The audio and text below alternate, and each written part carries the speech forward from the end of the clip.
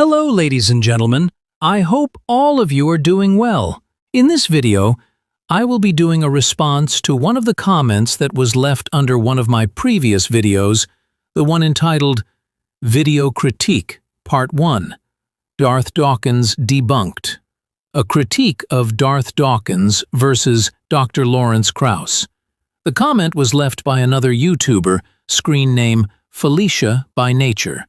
The comment is as follows, quote, "Another thing I just noticed about Darth is that his own worldview is inconsistent with his claims about the observed regularity of nature.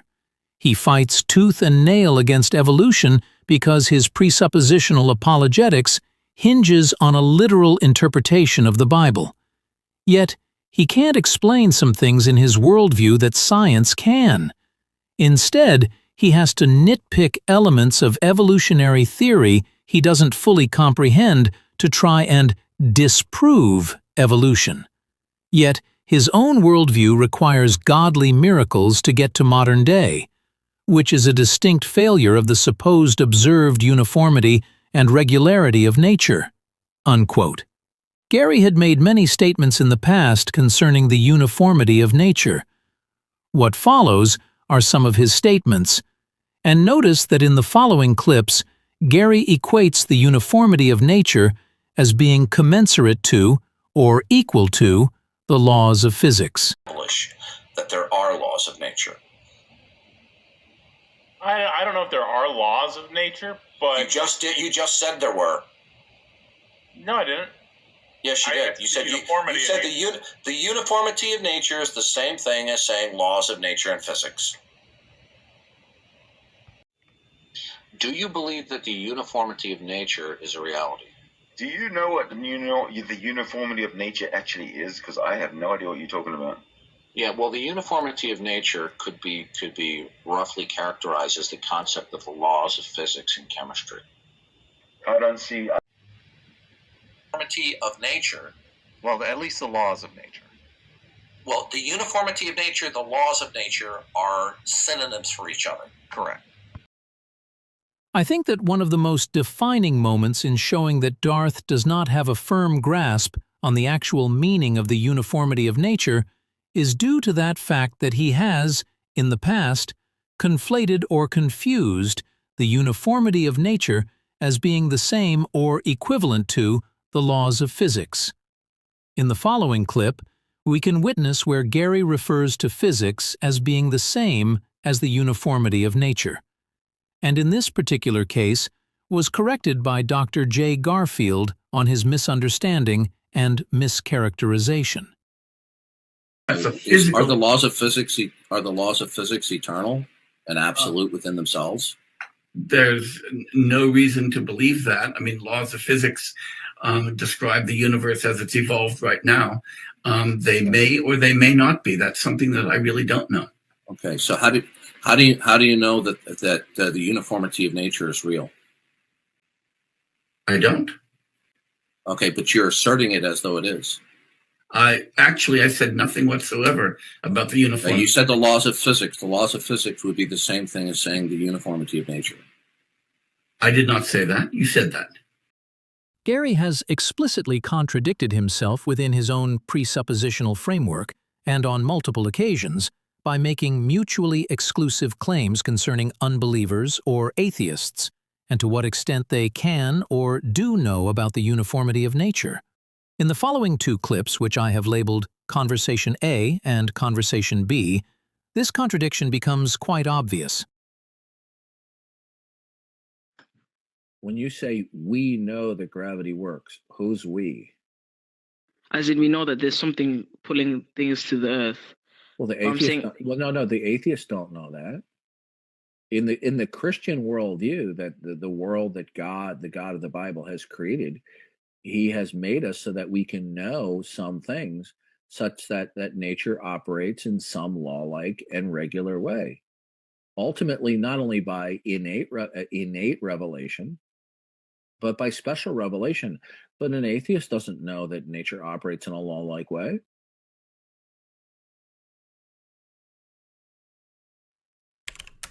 What In what part of the Bible does God reveal that atheists can know about pizza?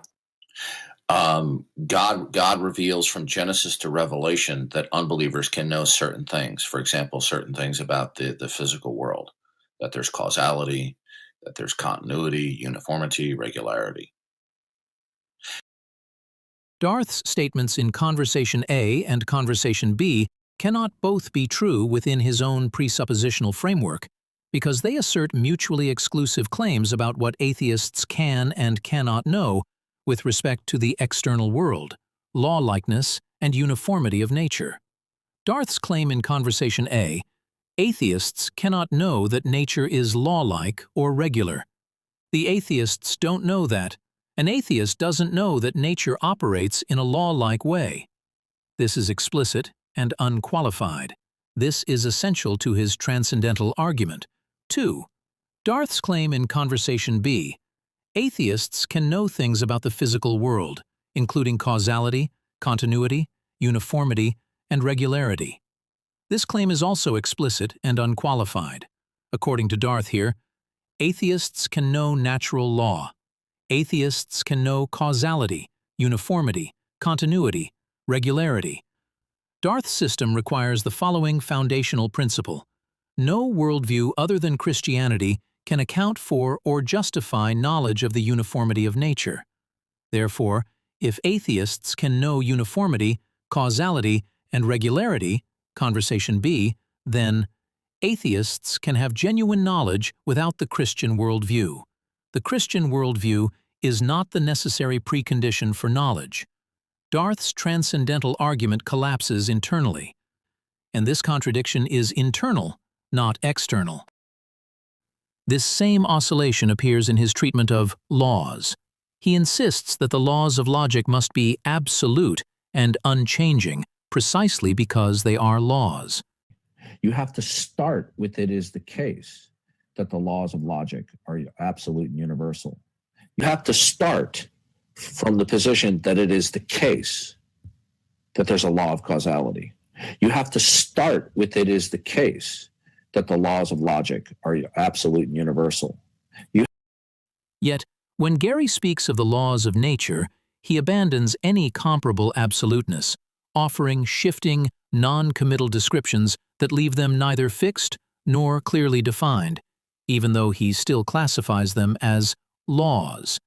In the following two clips, which I have labeled Statement A and Statement B, this inconsistency becomes quite obvious. Yeah, I accept and understand what you're saying with the model now. So I guess miracles could hypothetically be interpreted as a cessation or a violation of the laws of nature, but it doesn't necessitate that. And by the way, miracles are not a violation of the laws of nature. Statement A says miracles could hypothetically be interpreted as a cessation or a violation of the laws of nature, but it doesn't necessitate that. Statement B says miracles are not violations of natural laws, a categorical, exception-free claim. Inside Darth's own worldview, this creates a direct contradiction. A allows the possibility that miracles might sometimes involve breaking or suspending natural laws. B asserts the impossibility of miracles ever involving a violation of natural laws. Regardless of how sharply one distinguishes logical laws from natural laws, this inconsistency mirrors the earlier contradiction. Darth demands strict metaphysical grounding when denying unbelievers knowledge, but relaxes or reconfigures those standards whenever he needs to affirm that unbelievers do in fact know things.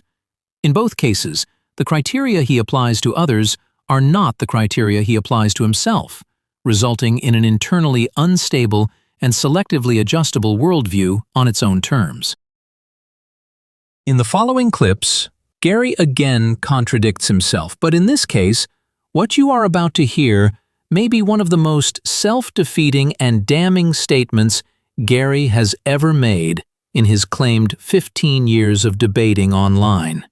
The previous two statements from Gary are mutually exclusive on his own stated terms, And highlighting this is extremely powerful because both statements concern what he calls things we cannot be wrong about. Now, on contrary to that, in contradistinction in the Christian worldview, all of our basic mental states are providentially ordained of God.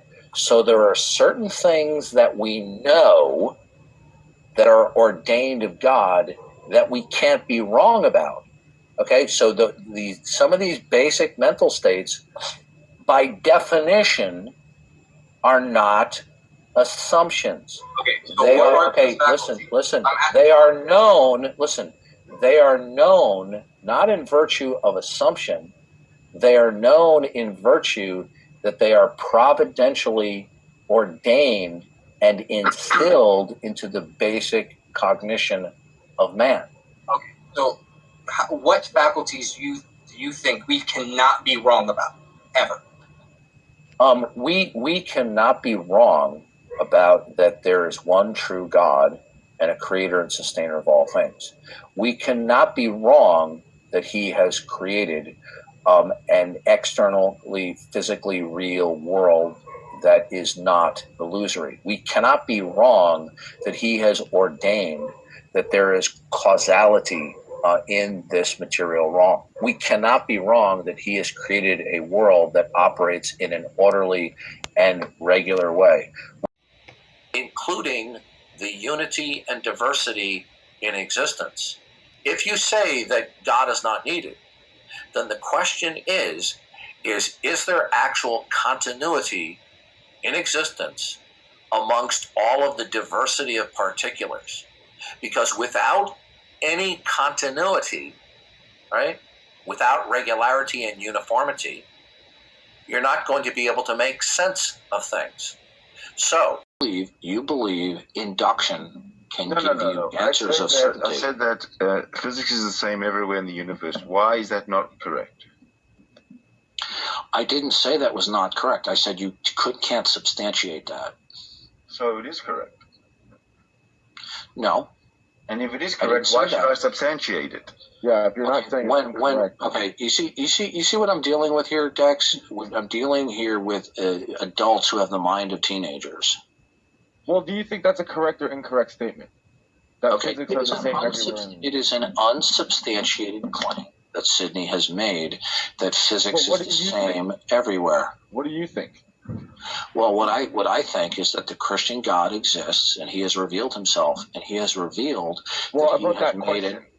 Okay, well, I don't know that physics is the same everywhere in the universe. Statement A. We cannot be wrong that God has created a world that operates in an orderly and regular way.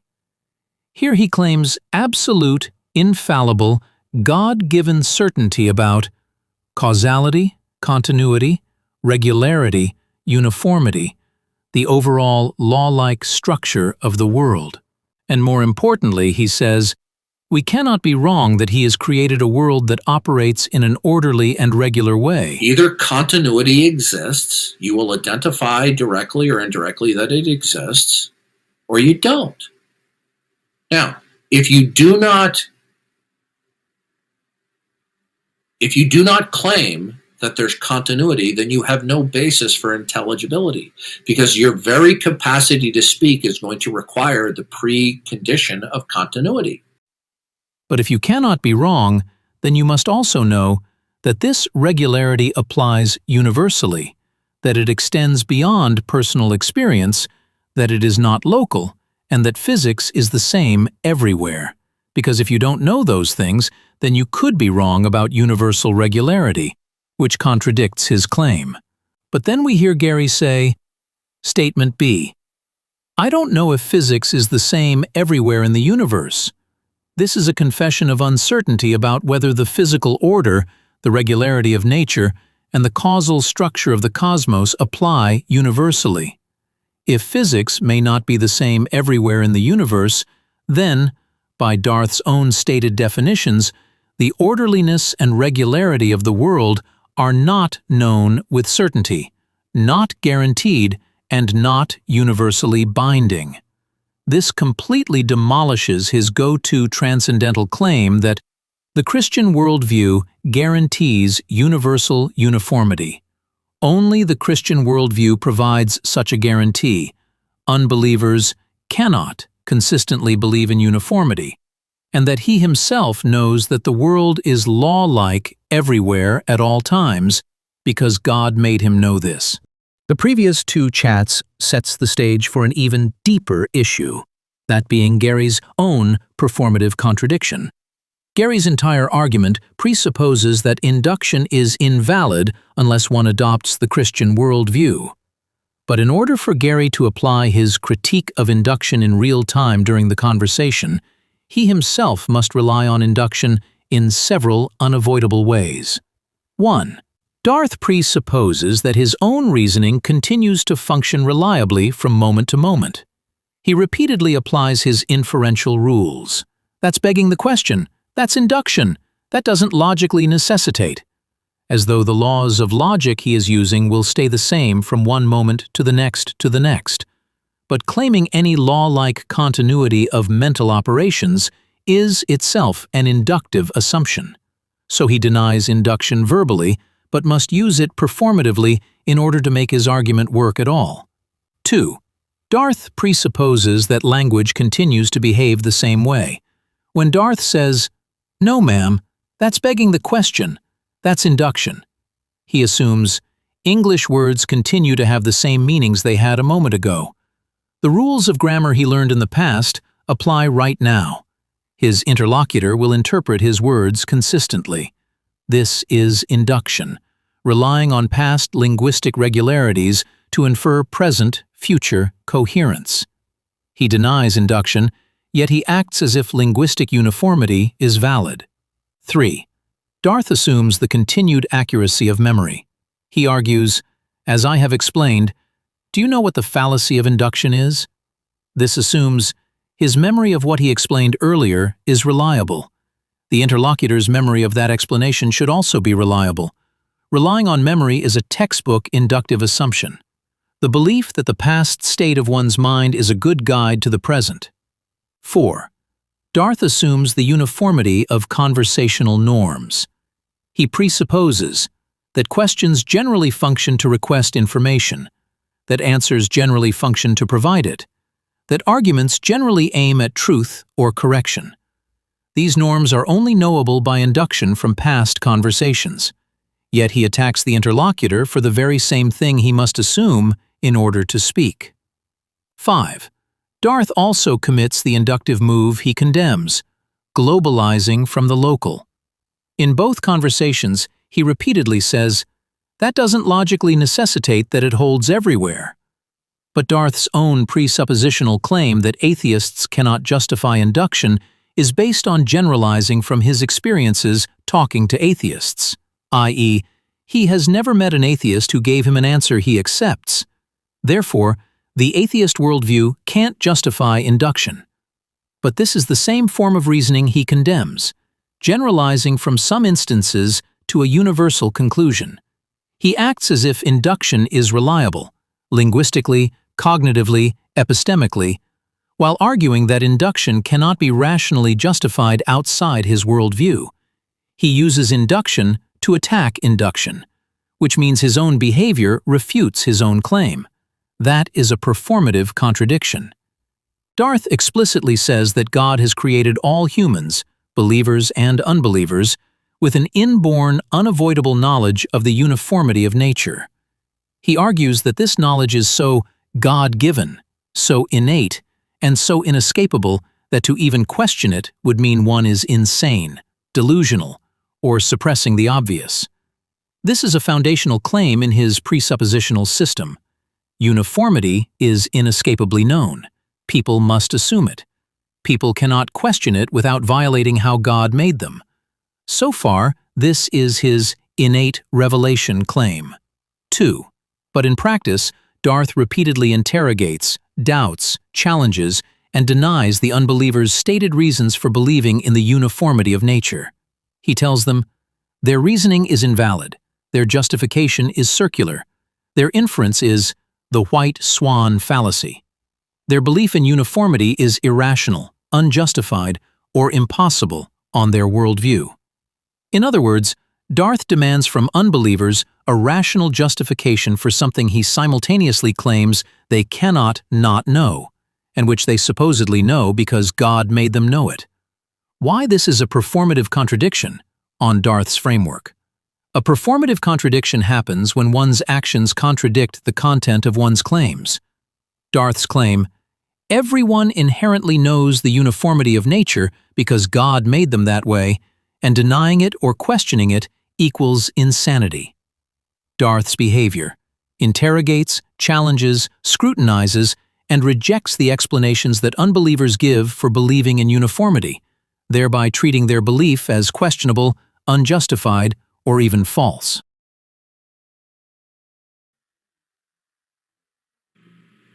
Next up, M15TTRR3CT4NGL, thanks for your super chat. They said, Duncan, what did your God do during the infinity before it created everything?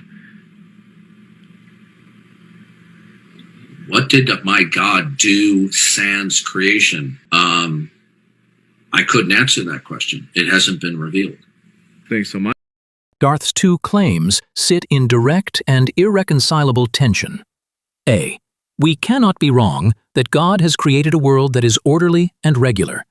God made us know this in such a way we cannot be wrong. B. What was my God doing sans creation? I couldn't answer that. It hasn't been revealed. On their own terms, these claims cannot coexist coherently. If Darth truly cannot be wrong about the orderliness and regularity of the world because God made him know it, then his certainty is grounded not in observation, but in the nature and attributes of the God who supposedly ensures such regularity. But when Darth simultaneously states that he has no idea what God was doing sans creation because it hasn't been revealed, he is admitting ignorance about God's eternal attributes and activities, the very attributes that would make God the necessary precondition for order, continuity, and intelligibility in the first place. If Darth cannot account for God's sovereignty, creative activity, or operations prior to the created order, then he has no intelligible basis for claiming that God's nature necessarily grounds the continuity he says he cannot be wrong about. You cannot claim infallible knowledge of an effect, uniformity, continuity, regularity, while admitting total ignorance about the cause, God's eternal nature, sovereignty, and creative status before Genesis 1. This becomes fatal when combined with Darth's own framework. If God was not sovereign from eternity past, then God is not ultimate and cannot ground anything. If God was not creator from eternity past, then his creative act is contingent, not essential, which contradicts Darth's own requirement that God possess all great-making properties without deficit or lack. If God's eternal attributes are unknown or unrevealed, then Darth cannot know, let alone cannot be wrong, that the uniformity of nature is grounded in them. Thus, Darth's claims undermine the very foundation he says makes his worldview intelligible. On his own terms, he cannot simultaneously claim infallible certainty about continuity grounded in God's nature and claim complete ignorance about God's pre-creation nature and sovereignty. The moment he professes ignorance about what God was before or sans creation, he destroys the ontological grounding that supposedly guarantees the very certainty he boasts about.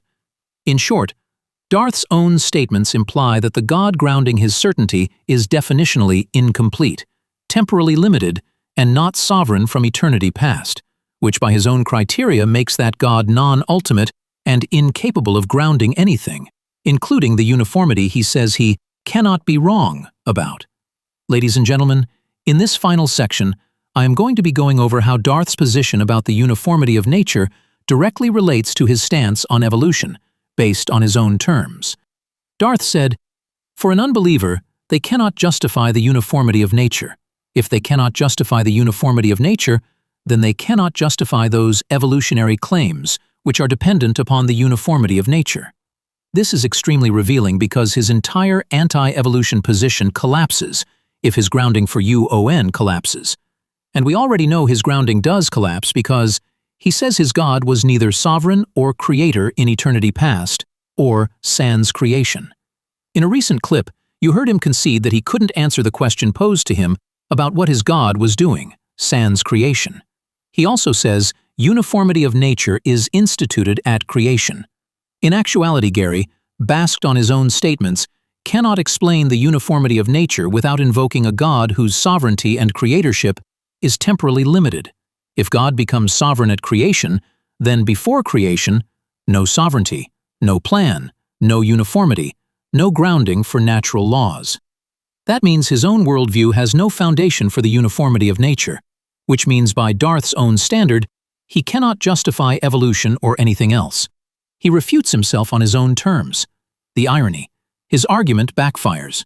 He claims, you can't justify evolution without UON. But in his own worldview, UON only exists after creation. God lacked sovereignty before creation. He does not know what God was doing before creation. He cannot explain how or why uniformity of nature is instituted. His own God's attributes are incomplete and shifting. Therefore, Darth cannot justify the uniformity of nature on his own terms, meaning he is shooting the floor out from under himself while trying to aim at someone else. Real. Since he's decided that it's not God. Sorry, well, what's wrong with a mystery? What's an example of irregularity, like non-miraculous irregularity in nature? I'm a little surprised to hear that. Sometimes it doesn't rain. Whether it rains or doesn't rain is not a violation of uniformity. Weather variation, sunny versus rainy days, is completely normal within the laws of physics. The laws that govern evaporation, pressure, humidity, and temperature don't change. Only the initial conditions do. So, sometimes it doesn't rain does not qualify as an irregularity under the uniformity of nature, nor does it violate any physical law. This already exposes Darth's misunderstanding.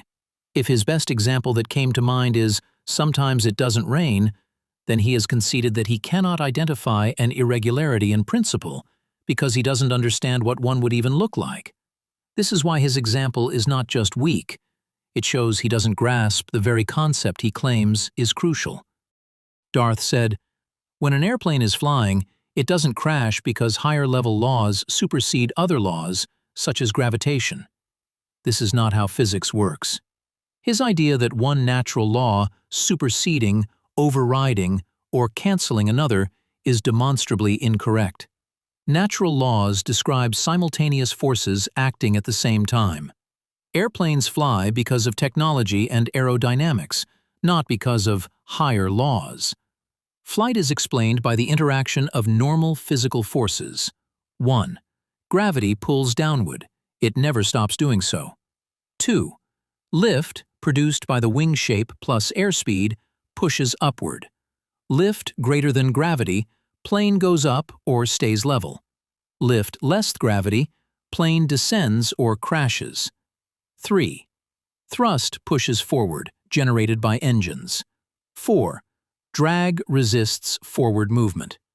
All four forces act together, and flight is achieved when enough thrust maintains enough airspeed to produce enough lift to counteract gravity. Nothing is superseding anything. It's just F equals ma, Bernoulli principles, air pressure, wing design, and applied engineering. In closing, what we see across Gary's remarks is not merely inconsistency, misunderstanding, miseducation, but a collapse of his system on its own terms. He insists that continuity, regularity, and the uniformity of nature are not only real, but things we cannot be wrong about, because God has made us know them in such a way that error is impossible. Yet in the next breath, he claims he does not know whether the very physics he equates with continuity and the UON is the same everywhere in the universe.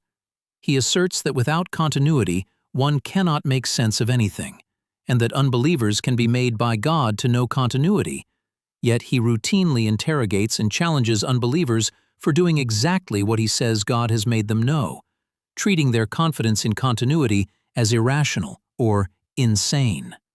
And none of this even touches on his admission that he does not know what God was doing prior to creation because it hasn't been revealed, which stands in direct tension with his repeated demands that unbelievers account for metaphysics that he himself refuses to explain about his own.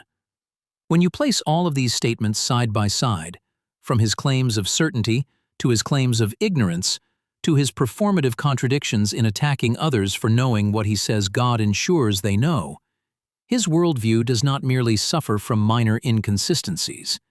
It structurally defeats itself by its own stated standards.